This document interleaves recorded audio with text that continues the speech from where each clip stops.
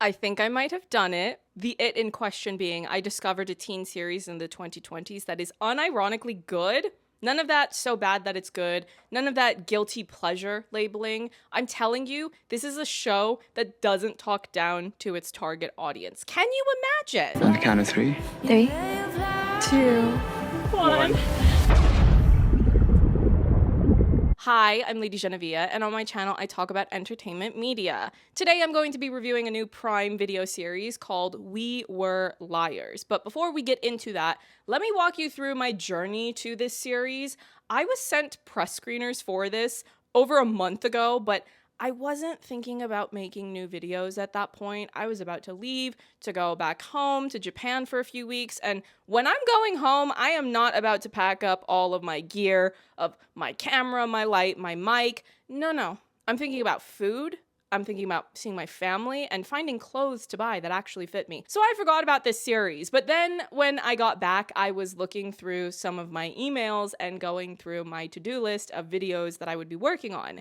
And I rediscovered that I had this entire series available to watch if I would just log into my account. So I started watching, and I was shocked because I don't know what I was preparing myself for, but it was not what I ended up getting. What I got was a show with meaningful dramatic stakes, compelling drama, thoughtful material for the characters, and the overall narrative. It was good. Now, I am aware that there is a book, source material. I haven't read it, so I can't say much about the most minute details comparing the two, but I did look up a basic plot synopsis after watching the series, and in a very general sense, I can say that some things are the same and some things are different. If I had decided earlier to put this show on my to-do list, I might have read the book first, but this was a last-minute addition, so here we are.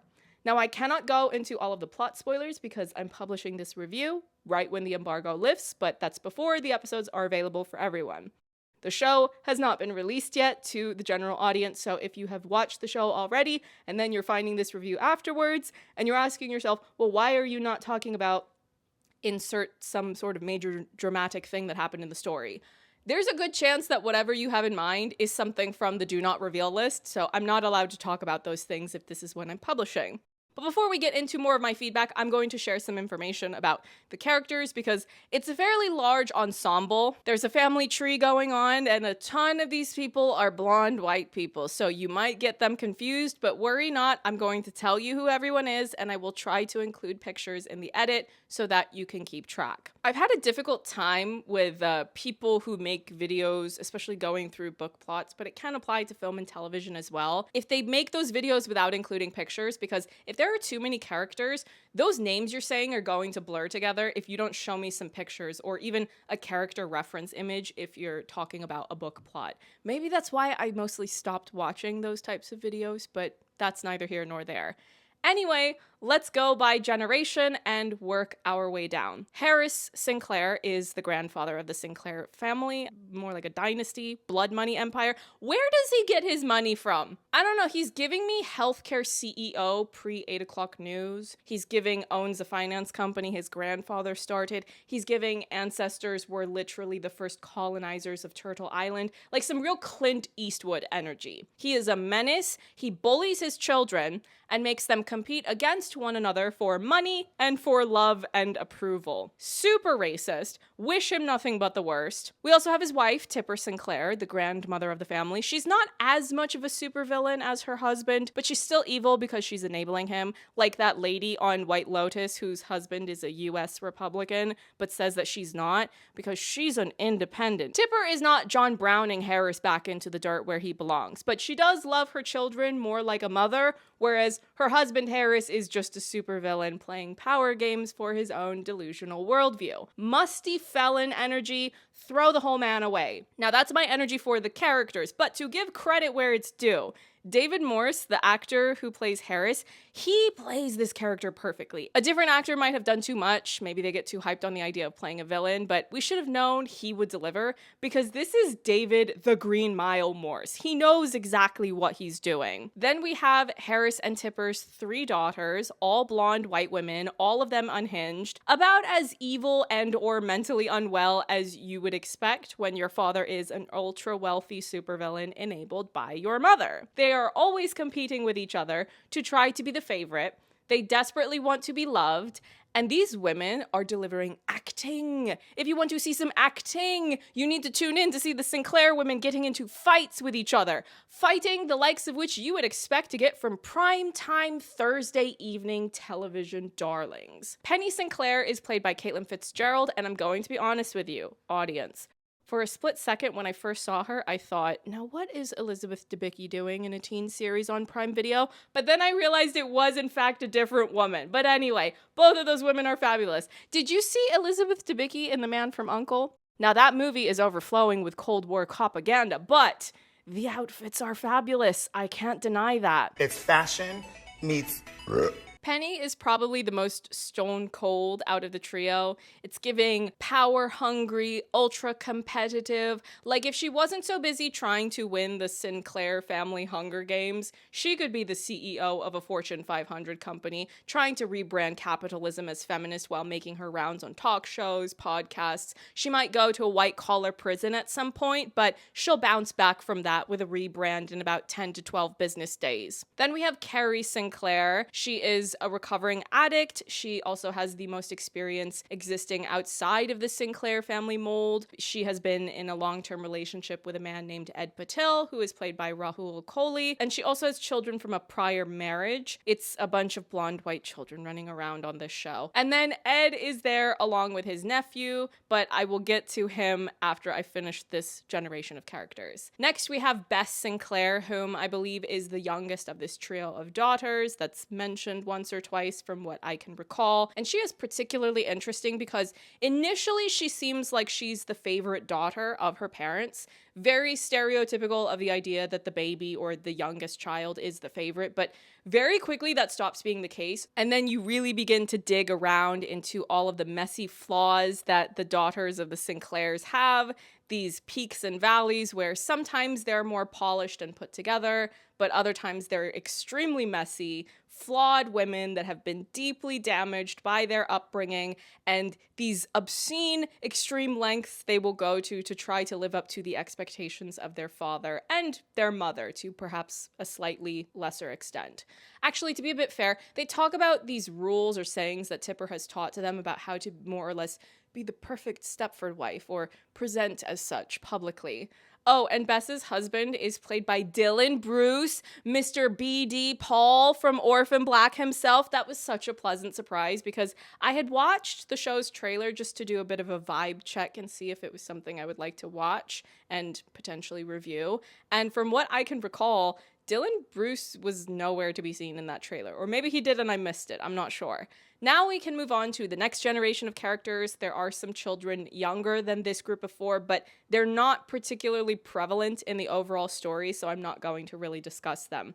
So within this younger generation, this is basically the main character generation. We have Cadence, who is the daughter of Penny. Cadence's father doesn't appear as much in the series. Both Penny and Bess have very strained relationships with their husbands. And really, those sisters have more than enough to do when they're playing power games with each other and having stressful relationships with their children. Who even has the time to deal with husbands on top of all of that? Cadence is the protagonist of the series. In the beginning of the show, we learn that something bad happened to her, but she cannot remember what that was. So we end up following two different points of her life. One is during the summer of 16, and the other is during the summer of 17, the latter of which is when she's trying to figure out what happened during the summer of 16. We have this really fun intrigue of trying to figure out the mystery of what happened, and even if you do know, or you figure out some details about what happened, you still need to follow the intrigue of that journey, which will bring you to that final destination.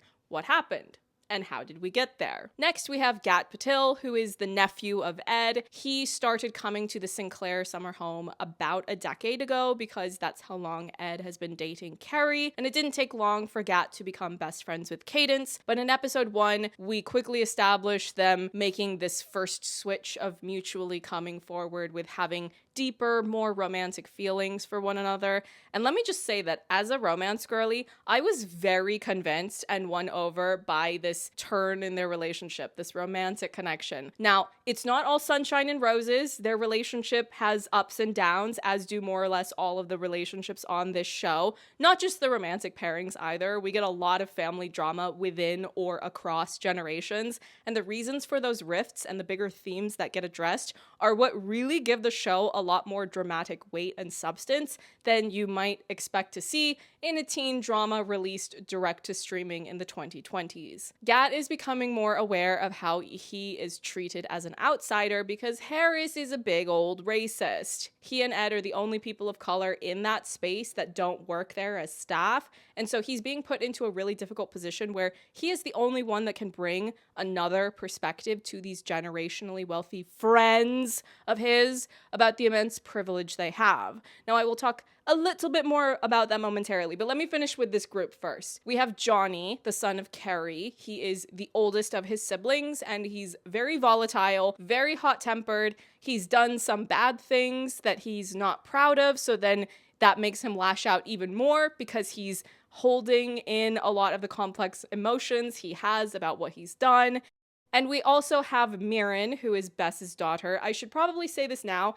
Anyone that is a daughter with a really difficult relationship with their mother, I don't know if I should issue a trigger warning per se, but just prepare to have some emotional and psychological wounds prodded. It's a very good show though. This is also the case for Cadence and Penny, but it's probably even more the case for Mirren and Bess. It's one of the first things they establish about Mirren, which is that she's really struggling to be able to live up to the impossible standards of her mother, and even though she tries her best, it's just never good enough for Bess. Mirren is an aspiring artist, but she's feeling inadequate about her art, as if her portfolio is not good enough to be able to get into the art schools she's applying to. And she even feels like an outsider within her own family. Gat is obviously the actual outsider in a systemic structural sense, but Mirren is feeling like an outsider, emotionally speaking. If the initial idea wasn't enough to draw you in, of mystery and intrigue with our main character, Cadence, one of the biggest selling points for me that really hooked me in is more or less anything and everything to do with Gat, because he is, without even trying to be, the disruptor of this systemic power structure, their way of life. He is forcing more than one character in this series to actually reflect on their behavior, their beliefs, their way of life, and the larger power structures that favor them over Gat and anyone and everyone like him. It's not just about incorporating anti-racism, but also anti-capitalism. One of Harris's children outright refers to him as a capitalist, as a justification for how horrible of a person he is. And I'm going to give you one example of the extent to which this show, We Were Liars, is dialed in. There is a part in the show where Harris hands Gat a copy of Wuthering Heights. Wuthering Heights! Have you read Wuthering Heights? Do you understand the material? If so, you're already one step ahead of the casting director for that awful new film adaptation with White Heathcliff. Ugh. Truly, Harris Sinclair is diabolical. When he did that, my jaw was on the floor. Now, if you haven't read the book, it's never too late to go to your local library, get a library card, and read it. But they do explain the subtext of racism and the role it plays in the story of Wuthering Heights and how that pertains to Gat's place in, or I suppose, outside of the Sinclair family. And to be honest, I think part of why I like We Were Liars so much, or at least far more than I expected that I would, is that it's doing the same concept as House of Gucci. Now let me explain. It's showing how deeply evil the pursuit of money is, the way that that pursuit fosters unhealthy competition, and that if you don't get out of that before it's too late, it will rot your soul. Do you all remember how Maurizio Gucci said he was the happiest he had ever been when he was living a quiet, simple life with his wife whom he loved, and he was working a regular job for Patrizia's father's ground transportation company. Ground transportation.